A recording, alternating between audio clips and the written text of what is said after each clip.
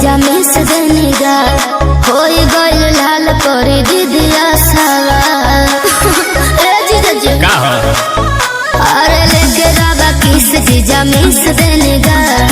होई गइल लाल करे दीदिया सवाल कुछ ना होई और हेज कोई करे सिगरेट से डूबल पेट से सिगरेट से कि तहर दीदी के पटौनी चॉकलेट से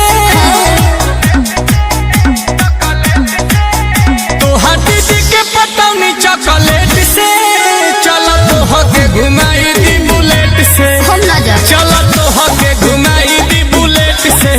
तो फिल्म देख के आवे के तनी लेट से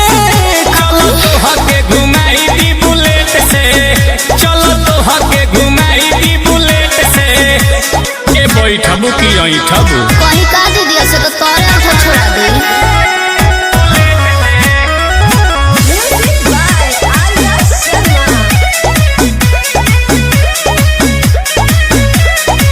लगी न साले से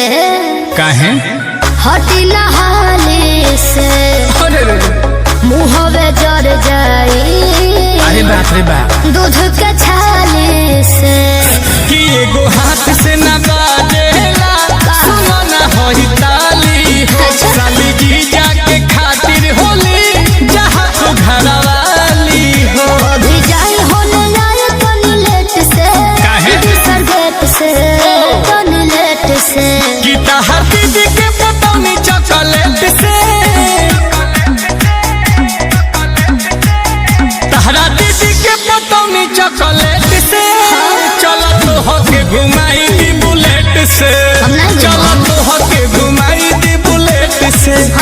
आईफोन दिलवाई को मेरेट से चलो तो होके घुमा दी बुलेट से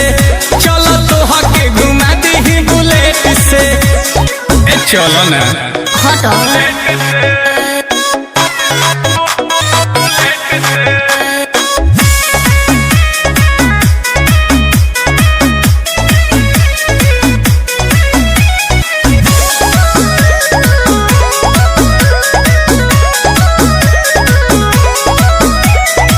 रहवा से जबर बा के ओकर खबर बा के कर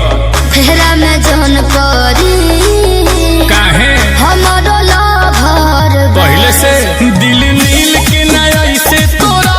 तोहर हई जीजा जी चलो साथे हमारे हाथ तू खाई ली हम पिज्जा जी आंसू दूर करी चमच प्लेट से डिनर सेट से